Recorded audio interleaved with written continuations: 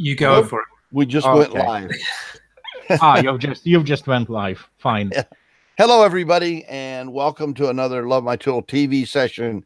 Today we have a very special guest, Andrew Vladimirov. So we know he's not Irish, but he's really a smart security person. He's got a list of certifications a mile long. He's written books, and we're really happy to have him today. And we have, of course, who from Advanced 7 that's going to be our host and guider. So, Paul, take it away. And Andrew, great to see you. Cheers. Thanks very much, Tim.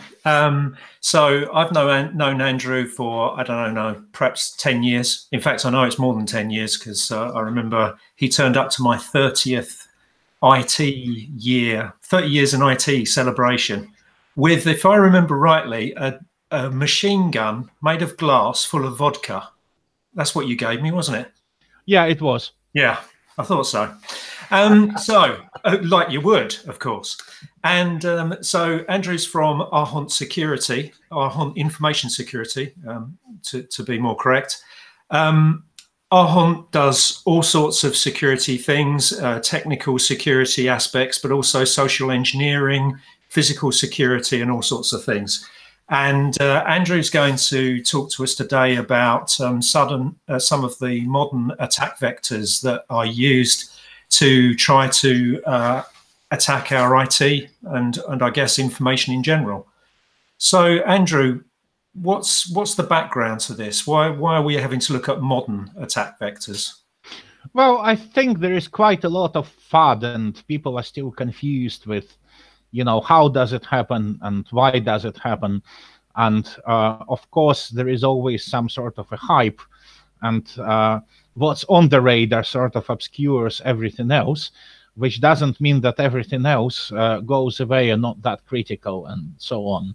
So one of the things is, of course, now the hype is social engineering, but I honestly believe that there is no such thing as non-technical social engineering at all, which is one of the things to discuss.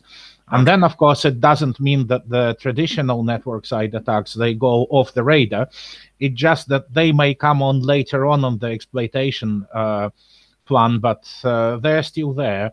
And, people talk about defense in depth, and then they hurry up to patch the latest hole, whatever that hole is, and, forgetting that actually that depth should be there. And even if, one part of a ship is filled by the water, it doesn't mean that, the rest should go down, and it still means that it can survive, using, I think, a suitable analogy. So, yeah, all the old school stuff is there alive and kicking. The new school stuff is adding up, but again, it's not that far away from its original roots, to say. Does that mean that these modern attacks are a precursor to the traditional style of attack? Is this how they're getting started? Is this an early part of the kill chain or something? It's both, because you can just as well, depending who you are, depending where you are, you can just as well use some old-fashioned attack like traffic sniffing to enable, let's say, some kind of social engineering client-side assisted attack, and then go back and forward. So you iterate. It's kind of an old Chinese military strategy. You've heard it all, flow like water. Whenever there is a gap, fill it in. So if this gap is, let's say, user behavior, yes, it will be exploited. But if this gap is, for example, to be able to walk in physically into the building and just plug into a port and be on the internal network and then run your ethercap, which is now betacap, then that is going to be exploited as well, or at least it has a good chance to happen. And as a pen tester, I did that. I remember turning up to a customer company that were expected sort of that I'm going to come at whenever the time was. And then I just social engineered my way through physically, through the reception. And then for 40 minutes, I've been plugged instead of their printer, harvesting traffic, trying to catch anything interesting, decrypting NTLM hashes, and so on, while they were actually wondering, where am I? And then eventually, after 40 minutes, I've been spotted by someone and brought to the office manager. And they looked at me and they said, why you are so late? Where have you been? And I've said, well, I've been sniffing your traffic, hijacking your connections. I've been your goddamn gateway for the last 40 minutes. And don't forget to protect your SHRP, by the way. So this is a good promotional item for those who sell network access control systems, I guess. Is that protect against this type of thing? Well, there is a man-in-the-middle attack against 802.1x. It does exist, but it does require you to be physically in the middle. So you have to, plug in between that particular host and the switch or the patch port. But of course, on virus, everything changes. Yeah. So you can use some very traditional approach, as in this example, even a very physical approach, to enable your further client-side / social engineering trickstery. And then, once you get somewhere, you can switch back to the traditional approach of sniffing, intercepting traffic, packet injection, and so forth. And then you iterate depending on where the gaps open. Okay. It's not that the attackers have a very clear plan. We go from point A to point B to point C. They are guerrillas. They're not Napoleonic marching columns, to use a military analogy again. Yeah, I mean, they go where you allow them to go. Yeah. They react. Today, though, phishing is still the #1 method.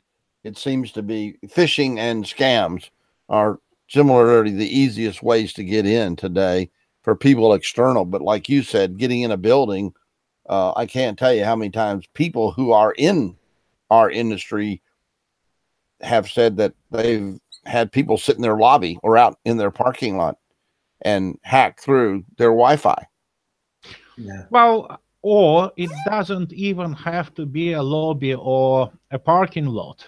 Yeah. Because quite often, those days, what on earth is a network perimeter? Yeah. And where are your employees? I have customers where the typical user is a software developer happily coding somewhere from a beach in Miami or Goa or Thailand or whatever they like. Yeah. Right. So where is the network perimeter here? What do you do to protect that kind of a user who A, has remote access to different corporate resources, B, has a code which may go into production, so that could be backdoored. C, they probably, especially if they're DevOps-ish type, they would have access to their customer infrastructure remotely. Absolutely. Yeah. And we don't even know where they are physically, and you can't control all those hosts centrally via Active Directory or anything else, because these hosts are Linux and they all have root to run the debuggers, compilers, and so forth. And that's an everyday challenge for me on the defense side. Yeah. So how far does it actually apply? And of course, it's a question of endpoint security. It's always a question of remote access security. But then again, which VLAN do you put all those users in as they log in? Yeah. How do you separate it from the rest? How do you ensure that no VLAN hopping attacks will happen, that they will not claim an STP switch, root switch role, will not abuse any infrastructure protocols running through, will not reroute any traffic through this VLAN, and so on. So there's still quite a lot of traditional network separation there, even though the environment is very far from your usual office workers and all powerful help desk that controls every end user host, and they run to system administrator every time they encounter a problem or they suspect some sort of an attack taking place and so on. But talking about phishing, as I've said, well, first of all, it's true. And according to the Met, last year, 91% of successful attacks, they began with a phish. Right. But I won't say that there is such thing as non-technical phishing. I mean, there are three main phishes at the end of the day. It can be very blatant, old school phishing, as in, I'm your boss, please send me sensitive data, or I'm your system administrator, please send me a new password, as we need to change it, and people still bite it. But even that is not that non-technical, because first of all, you need to discover whom do you attack. So you need to harvest their contact details somehow, and sometimes it may be more than just Googling. Second, you need to bypass the spam filter, which any decent company would have in place. Yeah. And then again, it depends on what's the attack aim. I mean, if the attack aim is to get login credentials, then what happens after you've got them? Yeah. And then you log in and you start your post-exploitation, you start your privilege escalation, and so on, and all of it is very technical. Yeah. Now you have the second phish type, which is also a very old one. Please open the attachment. Yeah. Now, again, first you need to push your attachment through. So you need to bypass your spam filtering slash gateway scanning. Yeah. The second thing, you need to get this malicious attachment through the localhost anti-malware, which is more often heaps rather than a simple antivirus those days. So it might actually look at suspicious system calls. It might look at programs being executed with privileges they shouldn't have, and so on. Yeah. So that's quite a difficult technical task, although it's more of a malware writing task rather than the actual attacker task, because the attacker may be quite unskilled, using canned malware, which perhaps when we talk about cybercrime groups, they actually buy on darknet. Yeah. It's a good business. Yeah. It's a good business selling malware when it comes to the underground. And then finally, once you've backdoored that box, you need to preserve that connectivity. So we need to bypass the egress filtering if it's in place. Quite often it's not there. But you still need to establish your back channel. That back channel has to be sufficiently secure. That back channel and generally backdoor behavior should not raise any alarms.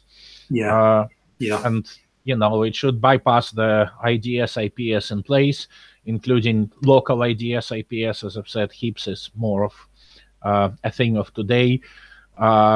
If there is some sort of an anomaly detection system, some sort of an UEBA, a very modern term, user and entity behavior analytics. So what's non-technical about that?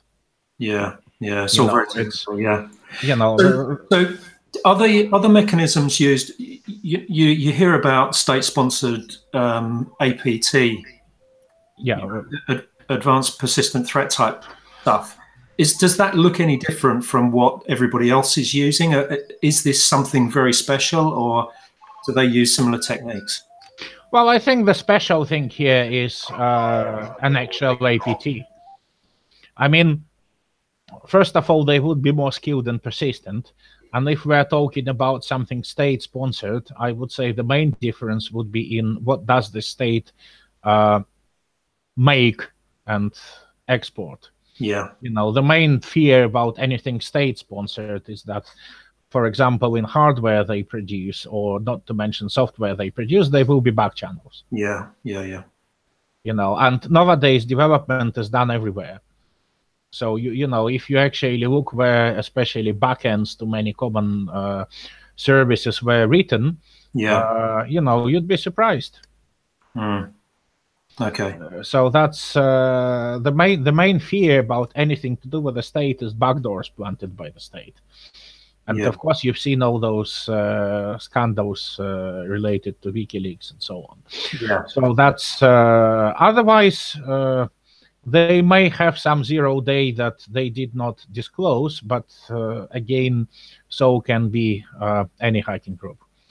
Okay. The recent statistics out of recently said there were 92% of applications that were being deployed were either already hackable or had already, that method had already been hacked. And that's also scary because, and Paul, you and I have talked about this before, people just deploy and pray.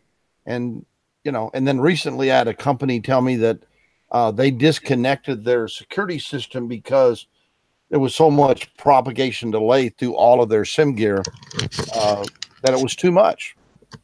And so we're seeing a lot of people deploying stuff, but not living up to the, you know, to protect their networks. It's really scary. Well, it's interesting you should say that, because the view I've had from various people is it's getting more and more difficult to get software onto the desktop of a corporate user. And that's why there's such a big swing. That, well, not the only reason, but that's another reason to propel the swing towards software as a service type solutions, in the belief that now I don't have the risk of having that software on my desk in my office. And so that brings us on to an interesting thing, Andrew. Does the move towards cloud-based services and software as a service change any of this? Well, if you don't, well, first of all, still that SaaS application should have some access to your local host, even if it's only to the browser, but isn't the browser where the majority of people keep their credentials saved for convenience. Yeah. And the main change, which is done by switching to SaaS, is that instead of system security, the accent is actually placed on account security. And account management, especially with you know, large corporations that use plenty of SaaS services, you know, it becomes a nightmare. Yeah. You know, they all go via some HTTPS channel. It's difficult to distinguish them traffic-wise, and not many actually do TLS, SSL encryption, decryption of the gateway to look into all of that. It's difficult to control. It's difficult to control technically. It's difficult to control on policy basis. I mean, I will give you a very simple example, which I've encountered years ago when I came to do an audit. And one of the first things I've discovered is that quite a few HRs, you know, simply put personal data into their Dropbox, and then store it on their PCs somewhere at home, obviously. And you know, this is nightmare. Yep. Because this is completely outside of IT control. We don't know what their Dropbox passwords are. We don't know what these home PCs are. Maybe it's Windows XP Service Pack 1 or whatever else. Who has access to these PCs? How many accounts are there? No ideas. And I mean, since 25th of May, something like that, it's a 20 million euro GDPR fine in Europe. So that's quite an obvious example. Yep. You know, and controlling all these services, I mean, how do you actually do it in practice? Yeah. I think you know, saying das ist verboten, just not going to work if it's convenient for users, as you know. Yeah, well, you've got tensions, haven't you, in the requirements? On the one hand, the trend towards mobile working and working from home and everything else, as you said, you have to question where is the network perimeter. It's a very good point. Yeah, and the fact that my local wireless network is now part of the corporate network, albeit I might be using a VPN or whatever into the solution, into my services. But you know, at some point or another, that's going to cross my my internal house network. And also the other thing is around, you know, this speed of delivery of new functionality. You know, digital business requires very fast delivery of new functionality, and you know, there's this talk about reduced time to market, and you can't help wondering if any of that affects, you know, how much time is being spent looking at the security of a solution versus, you know. Well, just a very quick question: how many vendors actually do proper code security review? Yeah. 1%, 2%, or even pre-release vulnerability testing. You know, fuzzing of that binary. How many people actually do that? You know, because as I've said, I work with software development companies, and the interesting thing is their customers quite often, they ask for everything.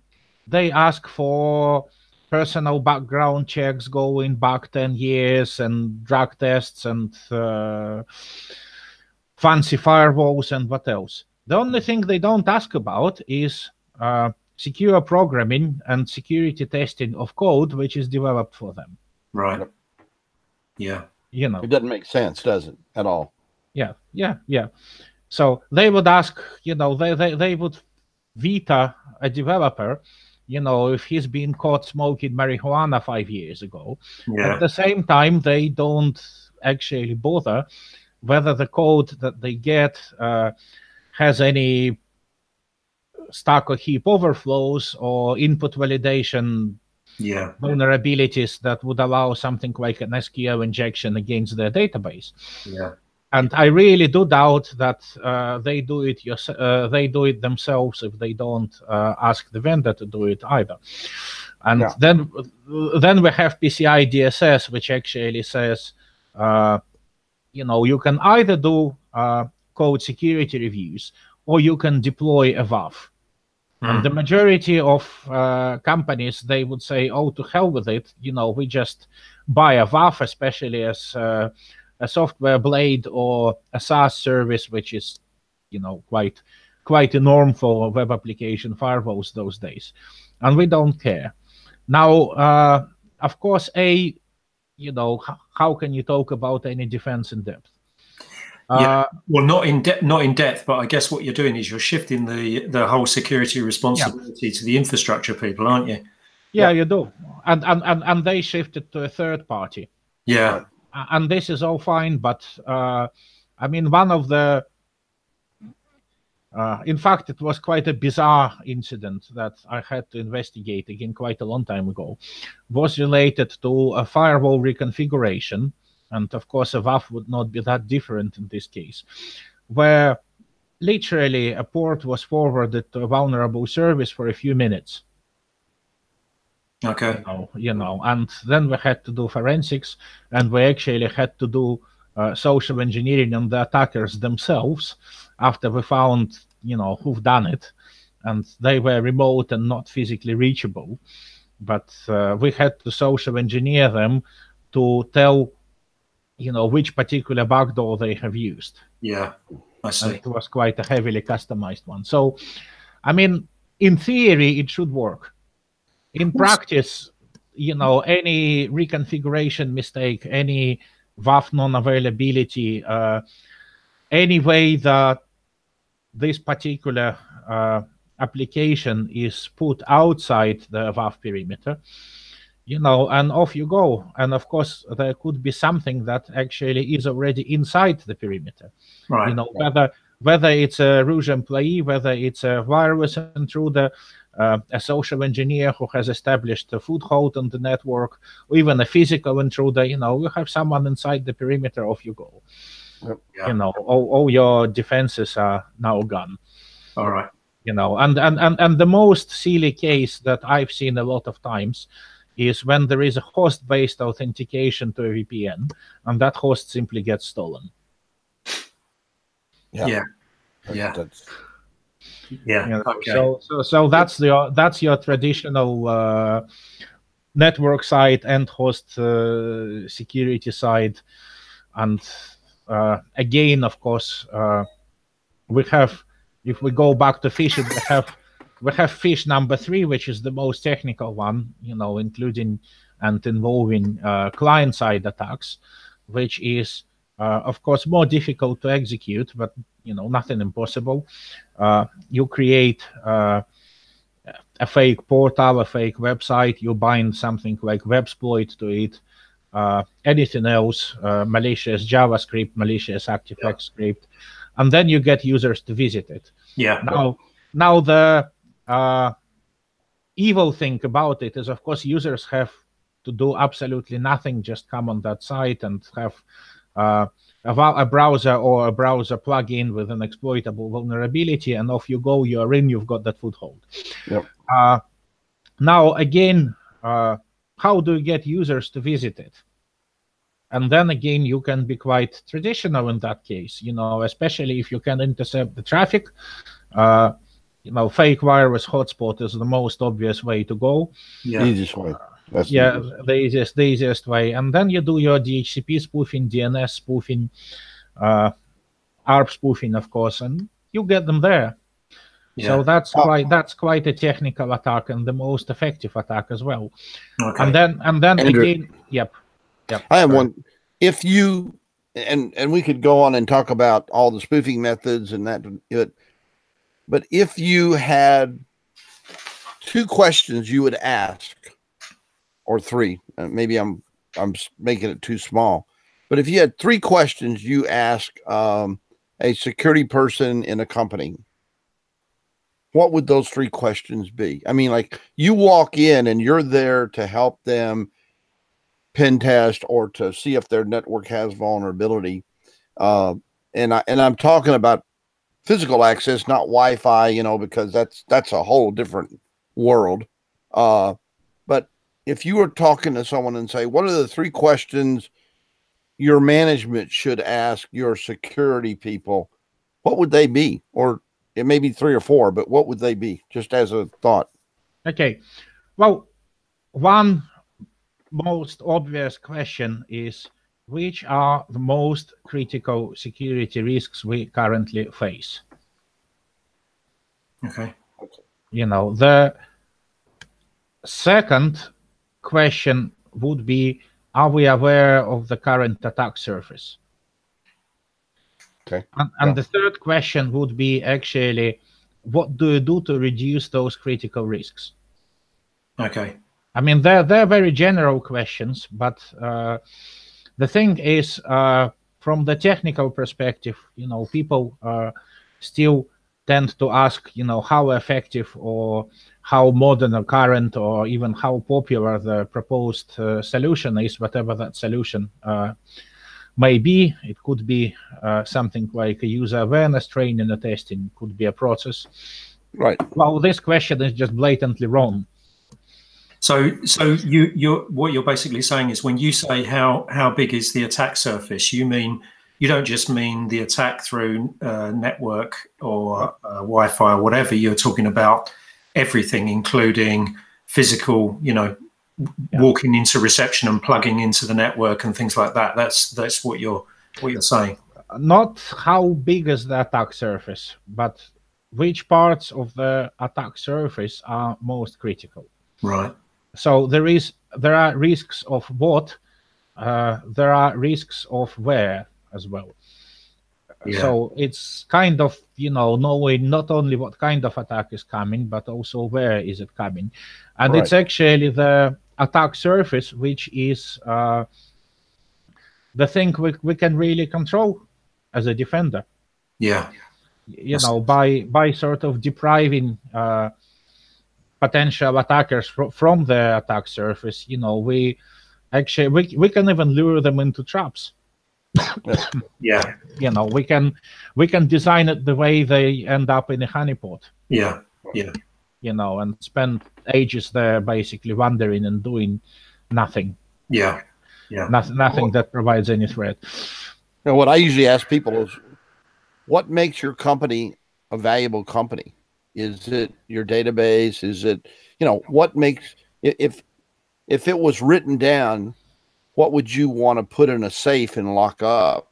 And very few people that I find have a continuity of thought from management down to the people that are keeping that gold safe. And by the time it gets down to the guy that's doing security, there seems to be a totally different perspective of what makes that company a company or valuable.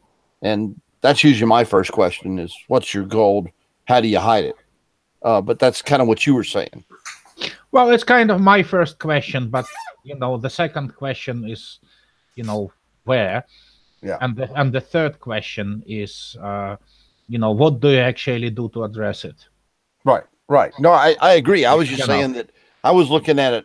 You're looking at it from the technical side, and when I go in, and I'm sure Paul, you're pretty much the same way. When you go in, you're trying to figure out, what are you trying to protect? I don't get involved in this stuff. I'm all right. I'm a performance and stability person. Security is still. I mean, I understand the basics, and I wish I knew more. And I think actually, Advanced 7 as an organisation, we are actually going to do some work on this and learn more, and probably talk more to the Arhont guys because they are without doubt experts at this, and we're not. But well, we've come to the end of the show. There was one thing I wanted to ask you, Andrew, but you're going to have to tell us really quickly. Tell us about brain hacking.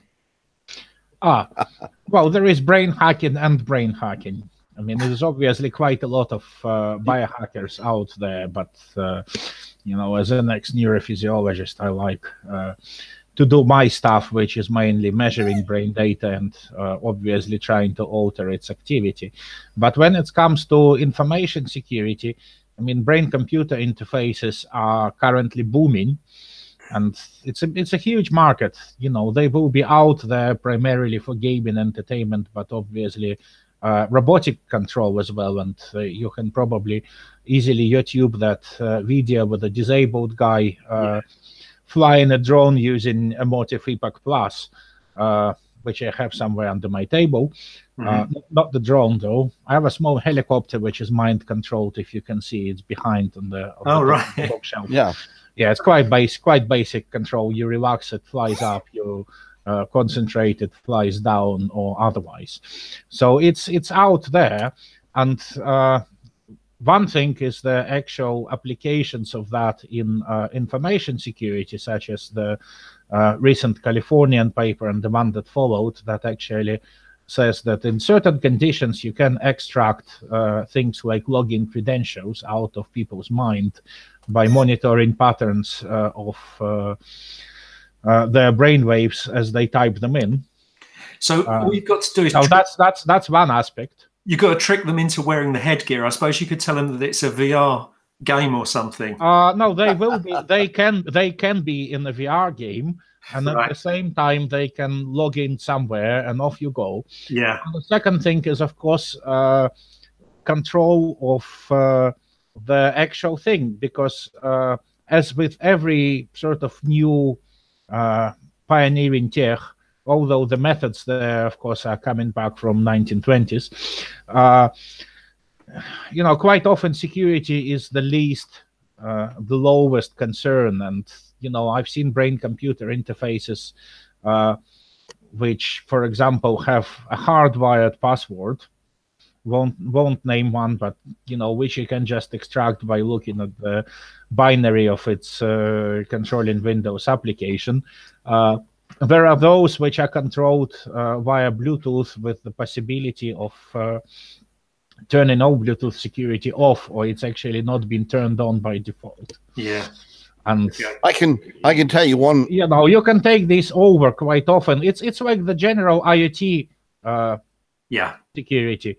All those sensors and so on. And at the end of the day, a brain-computer interface is a voltmeter. It's a bloody voltmeter. But brain hacking can be easily stopped if you just don't sleep for 2 or 3 days. You won't have any cognitive thought process.